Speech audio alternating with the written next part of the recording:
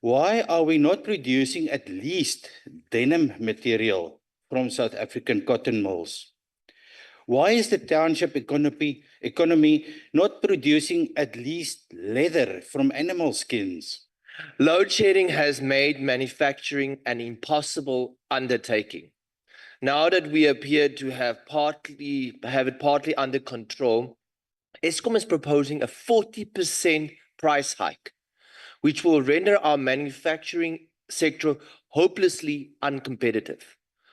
Will you engage with the Minister of Electricity and Energy to ensure that this job-killing increase does not go ahead? So forgive me, but the word vacillating comes to mind, something that South African public has gotten quite used to during the Ramaphosa presidency. Can you perhaps indicate which one it is now? Thank you very much. Well, perhaps let me simplify it this way, that the president is not... We'll move on to the second follow-up question, and that's from the Honorable Vandenberg. Thank you, Honorable Deputy Chairman of the House.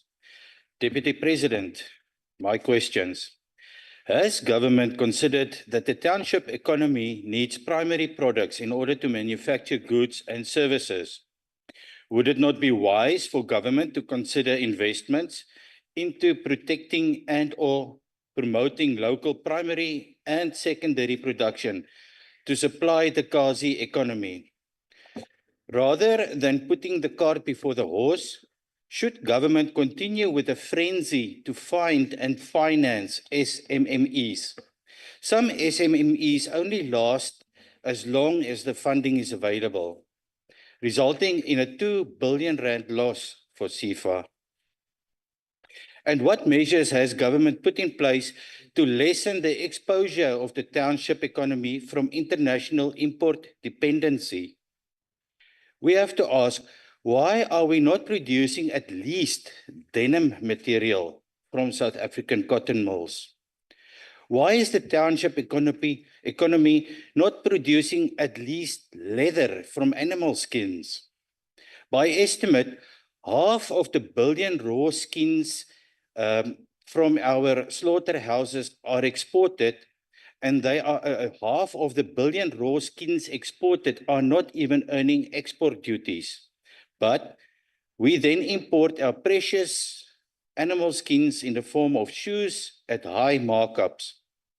Can we not teach the youth to become tailors, builders, and shoemakers, your time has expired, like they do in India? Thank you, Chair.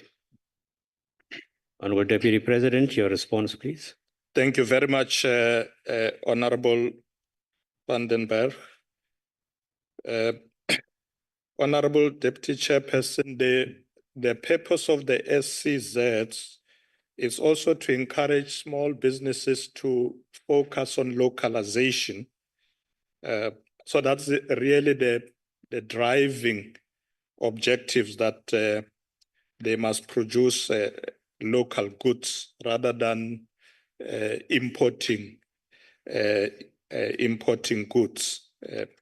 So whether it's looking at leather or denims and so on, it's something that we encourage. It may well be that we may not reach all the different products in the immediate future, but the main objective is to get them to be able to produce goods using local materials, and making sure that they also can create employment. Because if you rely on exports, there are very few opportunities to create employment, because you get finished goods, then you sell them. So SCZs are mainly for manufacturing, and we do encourage them to use local material to be able to support the South African economy, create jobs in our country, and make sure that they themselves, through the support they get from government, can grow those enterprises. So I agree with you that we must make them sustainable, so that we don't fund them and we keep funding them. Once we've funded them, we want to see them being sustainable going forward, supporting themselves through the productions that they are involved in. That's why we also, in addition to other measures I spoke about earlier, that CIFA as well is putting a lot of money in support of these enterprises. Almost more than 60 million rand has been budgeted for to support most of these enterprises in the SCZ. So yes, Honorable Member, they say local as lekker. So let's promote that. Let's make sure that, yes, our enterprises must produce. If they produce nice techies, denims, I'm sure all of us honorable members will go and buy them. We won't be waiting for imports. Thank you very much, Deputy Chairperson. Thank you very much, Deputy President. We now move on to the next follow-up question. We now move on to the last follow-up question on this one, and that is from the Honorable Dr. Sreogogel. Load shedding has made manufacturing an impossible undertaking. Now that we appear to have it partly under control, Eskom is proposing a 40% price hike, which will render our manufacturing sector hopelessly uncompetitive. Will you engage with the Minister of Electricity and Energy to ensure that this job-killing increase does not go ahead? Thank you, Deputy Chair. Thank you very much. Deputy President, your response, please. Thank you very much, Honorable Skogel. The problem of load shedding was indeed something that affected all of us. I'm sure many of us as South Africans are now very glad that we seem to have this now behind us. More than 200 days of no load shedding. It's quite good. What we are doing with the Minister of Electricity is to ensure that this intervention is sustainable. So that is not a short-term intervention, because in order to grow businesses, whether it's small, medium or big businesses, you need reliable energy. Yesterday, when the minister was briefing me and the president, he said they had put a target of 70% of the energy reliability factor or availability factor. They have now reached that target as we speak. We are at 70% energy availability factor. So it means the chance of load shedding as we speak now is nil. But remember, the problem with load shedding is that you do need your power stations to always be properly maintained. Because the problem is that during load shedding, the reason why we had that problem is that we had to take a lot of them out for maintenance because they have not been maintained for a long time. But now if you have 70% energy availability factor, then you have room to be able to take some out for proper maintenance and be able to bring them back on time before you have challenges.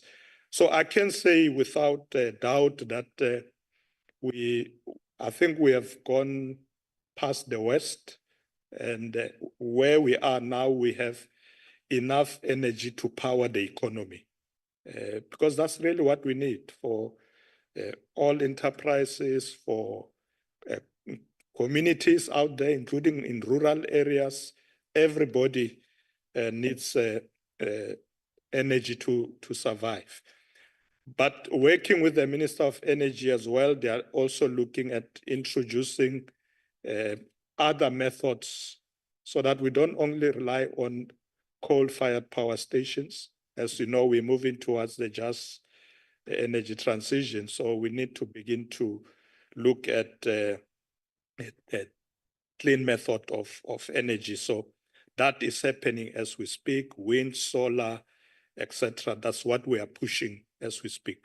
Thank you very much, Honorable Deputy Chairperson. Thank you, Honorable Deputy President. We now go to the follow-up question, and Honorable Bardanos, do you have a follow-up? Thank you, Deputy President. Good to see you again in the House. Thank you. As you just said, Deputy President, in July this year, the President did indeed announce that state-owned enterprises will fall under direct control of his office, with the Minister of Planning, Monitoring and Evaluation taking charge of the restructuring. However, Deputy President, in August, the President reassigned the responsibility for state-owned enterprises to the respective line function ministries. So forgive me, but the word vacillating comes to mind, something that South African public has gotten quite used to during the Ramaphosa presidency. Can you perhaps indicate which one it is now? Thank you very much. Thank you, Honorable Bardanos. Honorable Deputy President, your response. Thank you, Deputy Chairperson. Well, perhaps let me simplify it this way, that the President is not moving away from the centralized model. So that is continuing. That's why you have this, this bill that is now coming before the National Assembly. The minister in the presidency responsible for planning is working on that. But what has happened is that this model is only for certain strategic SOEs, not all of them. It's going to target certain strategic SOEs to be in the centralized model. But the President wants to deal with what really concerned government over a long time. And as I said, Honorable Bardanos, to be able to ensure accountability.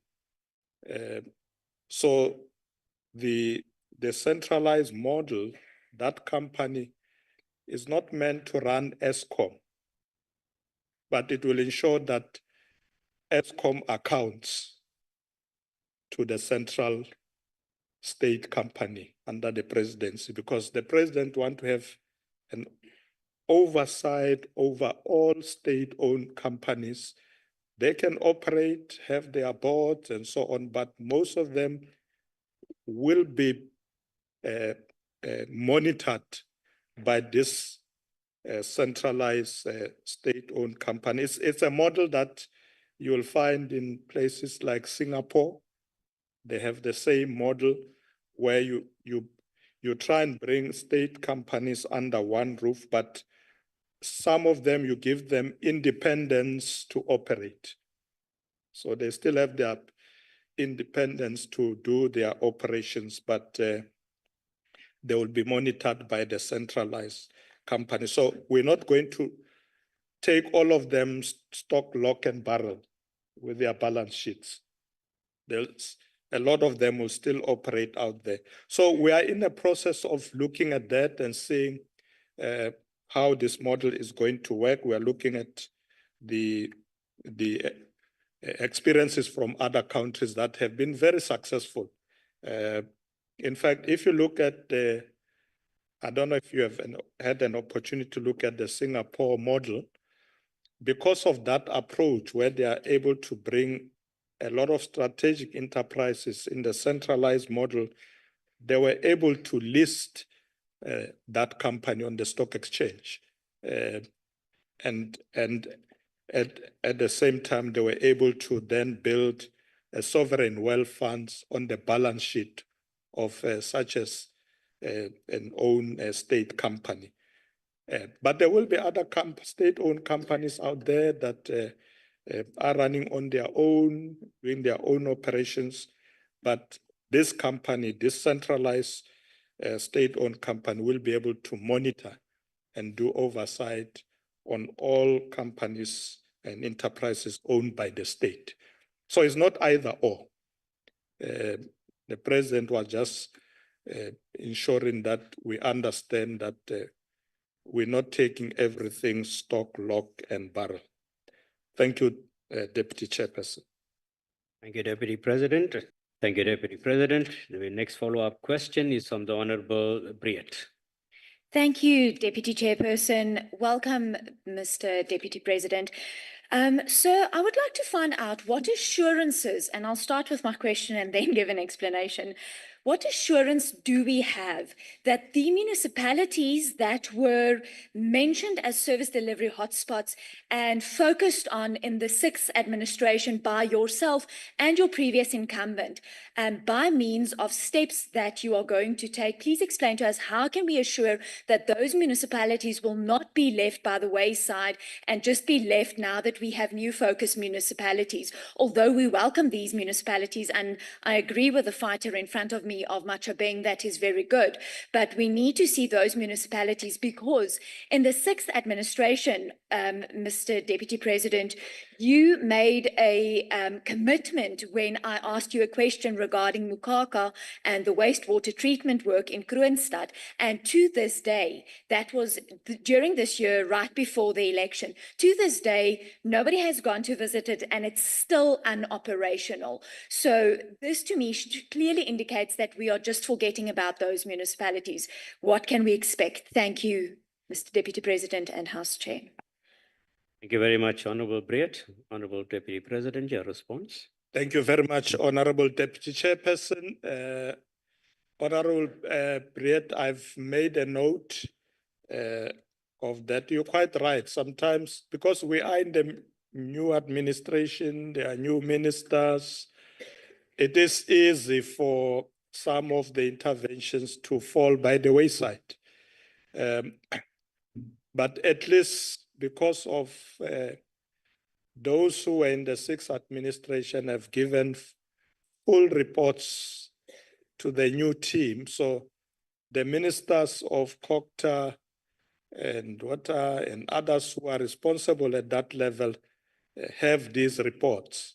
I will check with them about Kroonstad, and I agree with you that if we made a commitment that we will sort out things there and things are not moving, the minister should be made aware immediately.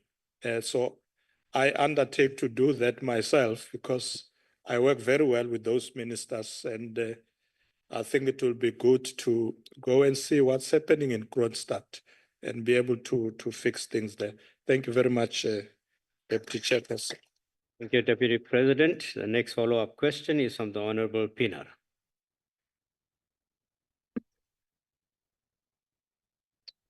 Thank you, Deputy Chairperson. Agbare, Adjunct Minister, sorry. Deputy President, before you start trying to expropriate productive, privately owned farms that are currently feeding the country, why are you not fast-tracking and prioritizing the distribution of state-owned farms that are currently sit at more than 6,000 to recipients with title deeds? Thank you, Deputy Chair. Thank you very much, Honorable Pinar. Honorable Deputy President, your response. Thank you, Deputy Chairperson. Honorable Pinar, we are doing that. We are fast-tracking. As I said earlier, that the Department of Agriculture, Land Reform and Rural Development was one department, is now separated. And my discussion with the ministers as late as yesterday, they were finalizing between them who's doing what. But fast-tracking indeed. The approach that we are taking is that it's not either or. We need to look at both, because there are many people who need land for farming, for other forms of development. So yes, where there is state land, there shouldn't be a delay in getting that land be made available to people. Remember, where we expropriate land as well, as you say, is productive land. some of the land in South Africa is in the hands of absentee landlords. So you have good productive land, but it's owned by someone who has even forgotten where it is. Sitting in London or in Australia and all that, we want that land. So, yes, we want that land, especially when it's productive, we want it so that we can use it to benefit our people. But yes, we are fast-tracking government land that is available for the same purpose. So government as well must not sit with land lying fallow when people need it. And you know, in South Africa, there's an interesting story when you look at vast amount of land and you say, but this land, and they say, no, it's owned by the army. Like, what is the army doing? They want to train here. So you are quite right. State land must be made available, and other forms of available land must be made available as well for people to farm. Thank you very much, Honorable Deputy Chair. Thank you, Honorable Deputy President. The next follow-up question is from the Honorable Godsell. Thank you, Deputy Chairperson. Deputy President, extortion thrives where there is a lack of economic opportunity. On 4 September, government announced that it is addressing the root causes of extortion by inter alia, working closely with international partners to share intelligence, to track criminal networks, and to bring offenders to justice. Deputy President, my question to you is, why are we outsourcing the work of crime intelligence? Thank you very much, Honorable Godsell. Honorable Deputy President. Thank you very much, Honorable Deputy Chair. Honorable Godsell, the approach that we use, and I'm sure I'm correct about this, is that we collaborate.